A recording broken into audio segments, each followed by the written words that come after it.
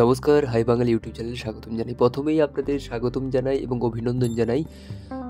Happy new year এবং 2024-এর শুরুর নতুন বছরেই আপনাদের হ্যাপি নিউ ইয়ার।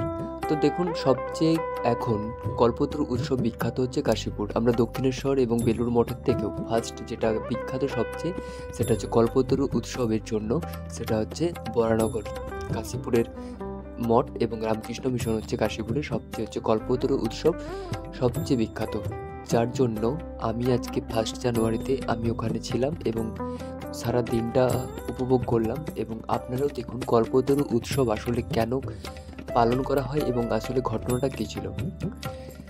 সালটা ছিল 1886 সালের 1 জানুয়ারি, অর্থাৎ আজকের দিন। বিকেলে গিরিশচন্দ্র ঘোষ এবং অন্যান্য শিষ্যদের আশীর্বাদ করেন রামকৃষ্ণ পরমহংসদেব। তিনি সমাধিস্থ হন এবং শিষ্যরাও তার আশীর্বাদ ধন্য হয়ে থাকেন। ভক্তরা বলে থাকেন রামকৃষ্ণ পরমহংসদেব সেদিন পুরাণে বর্ণিত কল্পতরুতে পরিণত হয়েছিলেন এবং তিনি যে আম গাছটার নিচে থেকে কল্পতরু লাভ করেছিলেন, সেই আম গাছটাও এখানেই আছে, যেটা হচ্ছে সবচেয়ে বিখ্যাত। এবং কথিত আছে এই আম গাছের তলায় যদি আমরা কোনো কিছু মনের বাসনা চাই, ইচ্ছে প্রকাশ করি, সেটা পালন হয়ে যায়। সেই জন্য প্রচুর মানুষের দর্শনার্থীদের ভিড় একটা লক্ষ্য করাই যায়। তো প্রতি বছর এই 1 জানুয়ারিতে কল্প দিবস হিসেবে পালন করা হয়। নানা জায়গায় এই দিনটি উদযাপিত হলেও কাশীপুর উদ্যানবাটিতে কল্পতরু উৎসব সবচেয়ে বিখ্যাত। আর এই বাড়িতেই 1886 সালের 16ই আগস্ট প্রয়াত হন রামকৃষ্ণ পরমহংসদেব। তার মৃত্যুর পর নরেন্দ্রনাথ অর্থাৎ স্বামী বিবেকানন্দ এবং তার সন্ন্যাসীরা বরানগরের এই বাড়িতেই আশ্রয় নেন এবং গৃহী শিষ্যদের অর্থ সাহায্যে এখানে প্রতিষ্ঠিত হয় রামকৃষ্ণ প্রথম মঠ। আমাদের এই অদ্বৈত জ্ঞান আসলে বেঁধে যা ইচ্ছাতেই করো, এটি ঠিক তাৎপর্য আমরা যদি অনুধাবন করতে পারি, আমাদের জীবন বদলে যাবে। দ্বিতীয় একটি আদর্শ, সেটি হচ্ছে মত পথ। ঠাকুর বলেছিলেন যত মত তত পথ। যে পথেই যাক না কেন, যদি আন্তরিক হয় নিশ্চয়ই ভগবান লাভ করবে। রুচি নাম এই চিত্রা ঋজু কুটিল নানা পথ যুষাম ঋণাম একু গমিয়া স্তমসি পয়সাম মর্ণব ইব। আর তৃতীয় যে আদর্শ, সেটি হচ্ছে শিবজ্ঞানে জীব সেবা। শিবজ্ঞানে জীব সেবার আমরা জানি স্বামীজি যেভাবে আমাদের কাছে তার দর্শন রেখেছেন। এখন একটি প্রসঙ্গ দিয়ে শেষ করব। এই গৃহী এবং সন্ন্যাসী যে তুলনামূলক যে আলোচনা, আমরা শ্রীমদ্ ভাগবতে দেখি যে যখন বস্ত্রহরণ লীলা হয়ে গেল শ্রীকৃষ্ণের, তারপর শ্রীকৃষ্ণ এবং তার অন্যান্য যে সাঙ্গপাঙ্গ তাদের খুব খিদে পেল। তখন তারা বলল ওই বনের মধ্যে কোথায় খাবার পাবে। শ্রীকৃষ্ণ বললেন চলো, ওই মাঠের দিকে জাতিক ব্রাহ্মণরা যজ্ঞ করছে, ওদের কাছে নিশ্চয়ই খাবার দাবার থাকবে। আমি এখানে অপেক্ষা করছি, তুমি গিয়ে বলো যে শ্রীকৃষ্ণ এখানে এসছেন, তার খুব খিদে পেয়েছে, আর তোমরা কিছু খাবার দাও। সেই ব্রাহ্মণরা যজ্ঞ করছিলেন, তারা এদের কথায় কানই দিলেন না, বললেন যে আমরা এখন খুব ব্যস্ত আছি, তোমাদের জন্য কিছু করতে পারছি না। সুবল বলাই প্রসব ফিরে এসে কৃষ্ণকে বললেন, ওরা কিছুই খাবার দিলেন না। তখন কৃষ্ণ বললেন যে তোমরা ওদের যে পত্নীরা ওখানে রান্না বান্না করছে পাশেই, সেই পত্নীদের কাছে গিয়ে বলো, তারা আমার কথা জানে, তারা নিশ্চয়ই খাবার দাবার দেবে। ওরা যখন গিয়ে পত্নীর কাছে গিয়ে বললেন, পত্নীরা একদম খাবারের হাঁড়ি মাথায় নিয়ে সব দৌড়িয়ে চলে এলেন এবং শ্রীকৃষ্ণ ওদের বললেন যে বাহ, আমাদের খিদের সময় তোমরা খাবার দাবার এনেছো, খুব ভালো হয়েছে, এখন তোমরা বাড়ি ফিরে যাও।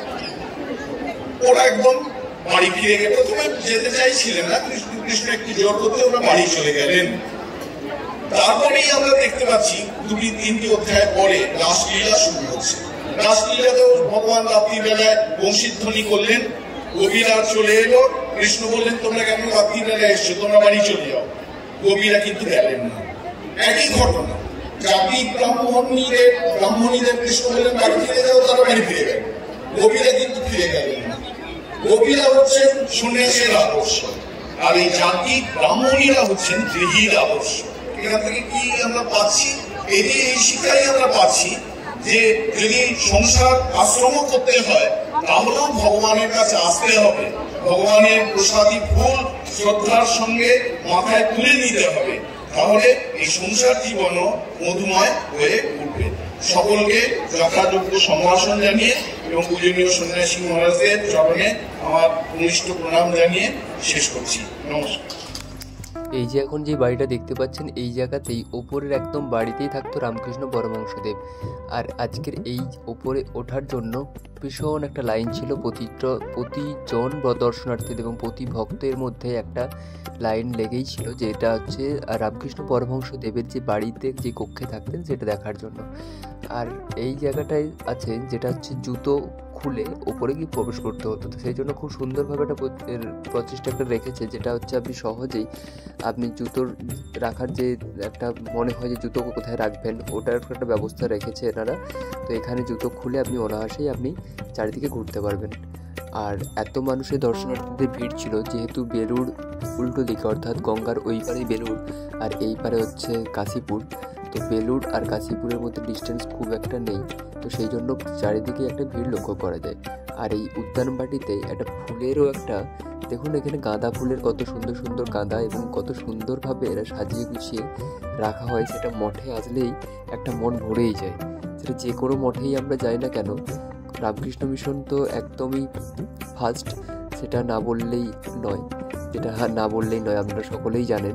আর তার মধ্যে সাজানো গোছানো দেখলে আরোই মনটা ভালো হয়ে যায়। আর 1 জানুয়ারিতে সবারই একটা থাকে যে সারা বছরের দিনটা একটু ভালোই কাটুক, একটা ভগবানের কাছে গিয়ে যদি আমরা প্রার্থনা বা আমরা প্রণাম করে আসি বা ভগবানের চরণে আমরা যাই, তাহলে মনটা এমনিতেই ভালো হয়ে যায়। আর বছরের প্রথম দিন তো এমনিতেই ভগবানের চরণে গিয়ে প্রণাম করা উচিত। আর এই যে দেখুন, এই যে আম গাছটা, এটাই হচ্ছে কল্পতরু বৃক্ষ বলা হয়। এই আম গাছ, এই বড় আম গাছের তলাতেই রামকৃষ্ণ পরমহংসদেব কল্পতরু লাভ করেছিলেন। আর এই গাছের তলাতেই কথিত আছে যে আমরা যেটা মনের বাসনা আমরা যদি ইচ্ছে প্রকাশ করি, সেই বাসনাটাও আমাদের পূর্ণ হয়। আর সেই জন্যই দর্শনার্থীদের মধ্যে একটা ভিড় থেকেই যায়। এবং এই জায়গাতেই আপনি যদি আসেন, আপনারও দেখবেন মনটা অনেকটাই ভালো হয়ে যায়। আর বছরের শুরুর ফার্স্টেই বললাম, সবার মধ্যে একটা জেগেই থাকে যে সারা বছরটা একটা ভালো দিনটা যাতে কাটে, সারা বছর যাতে দিনগুলো ভালো কাটে, সেই জন্য সবারই একটা প্রার্থনা থেকেই থাকে। দেখুন, ভক্তদের মধ্যে কেউ ফল, কেউ ফুল বিভিন্ন রকমভাবে এনে তাদের মনের বাসনা ইচ্ছে প্রকাশ করেছে। এবং দেখুন কত সুন্দরভাবে সাজিয়েছে, এবার সুন্দর সুন্দর করে প্রতি ডালে ডালে যে যার মতো করে ওখানে একজন ভেতরে রয়েছে ব্রাহ্মণ, উনি বেঁধে দিচ্ছেন ওই গাছের ডালে, যে জায়গাটা বলছে ওনারা ওখানে বেঁধে দিচ্ছেন। এবং কেউ ফল এবং যার সামর্থ্য অনুযায়ী যে যেমনভাবে তাদের ইচ্ছে প্রকাশ করতে চেয়েছে তারা সেভাবে করতে পেরেছে। এখানে কোনো বাধা ধরা নেই, শুধু একটাই নিষিদ্ধ ছিল, যেটা হচ্ছে মোমবাতি আর ধূপ জ্বালানো নিষিদ্ধ ছিল। বাকি ফল আর ফুল আপনি ওটা অনায়াসেই দিয়ে আপনার ইচ্ছে প্রকাশটা করতেই পারেন। তো এইভাবে আমরাও ছিলাম, আমরাও প্রণাম করে এবং আমরাও জানিয়ে এলাম আমাদের ইচ্ছেটা। তো আমরা গেছিলাম, আমরা বন্ধুরা মিলে গেছিলাম। তো মিশনের কেমন লাগে তো আজকের দিনটা। আর এই দিকটা দেখুন, একটা যে রন্ধন মানে রান্নাশাল যাকে বলা হয়, যারা ভক্তরা থাকবে তাদের যে খাবার দাবার বা রান্নার সমস্তটাই এই দিকটাই পুরো অ্যারেঞ্জ করেছে এরা, যেটা দেখলাম। এবার ওখানে আমাদের প্রসাদের খাওয়ার অনুমতি ছিল, কিন্তু আমরা প্রসাদটা খাওয়ার সুযোগ হয়নি কোনোভাবে। আর এই দিকটা ছিল একটা পুকুর মানে পাড়ের মতো, এই জায়গাটাও অনেকটা এরিয়া খুব সুন্দরভাবে সাজিয়েছে। যেহেতু আজকে কল্পতরু উৎসব ছিল, প্রচুর দর্শনার্থীদের ভিড় ছিল, সেই জন্য চারিদিকটাই খুব সাজানো গোছানো ছিল। আর সমস্ত জনই আমার সাথে যারা গেছিলো এবং আরও আদার্স যারা আছে সমস্তটাই সবাই ক্যামেরায় ছবি ধরার জন্য ব্যস্ত ছিল। আর দেখুন, সবচেয়ে রামকৃষ্ণ পরমহংসদেবের বিখ্যাত উক্তি, যেটা কল্পতরু লাভের সময় বলেছিলেন, আশীর্বাদ করি তোমাদের চৈতন্য হোক, সবচেয়ে বিখ্যাত মানে উক্তি।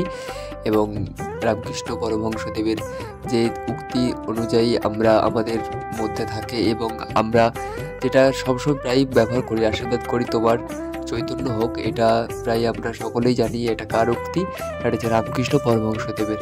দেখুন, এই যে আরেকটা রয়েছে এই গাছের তলাতে, এটাকেও বলা হয় কল্পতরু বৃক্ষ, এটাকেও খুব সুন্দরভাবে সাজানো রয়েছে। তো আম গাছটাকে মেনলি কল্পতরু বৃক্ষ বলা হয়, তাছাড়াও আরেকটা যেহেতু গাছ রয়েছে ওটাকেও কল্পতরু বৃক্ষ নামে পরিচিত বলা যেতেই পারে। তো এটা রয়েছে বুক স্টল, যেখানে হচ্ছে বিভিন্ন রকম সারদা মা, রামকৃষ্ণ পরমহংসদেব এবং স্বামীজি এবং মা কালীর সমস্ত ঘটনা থেকে শুরু করে এবং সমস্ত ছবি এবং পুরাণের কাহিনী সমস্ত এই জায়গা থেকে আপনারা বইটা কালেক্ট করে নিতে পারবেন। খুবই অল্প মূল্যে রয়েছে। কল্পতরু উৎসবে যতটা কাহিনী আমি জানতে পেরেছি ততটা আপনাদের সাথে শেয়ার করলাম। তো বন্ধুরা, এখানে ভিডিওটা শেষ করলাম। কেমন লেগেছে অবশ্যই কমেন্ট করে জানাবেন। যদি আপনাদের একটুও ভালো লাগে তো আমার চ্যানেলটা সাবস্ক্রাইব করে দেবেন। অবশ্যই ভালো থাকুন, সুস্থ থাকুন। আসছি পরবর্তী ভিডিও নিয়ে।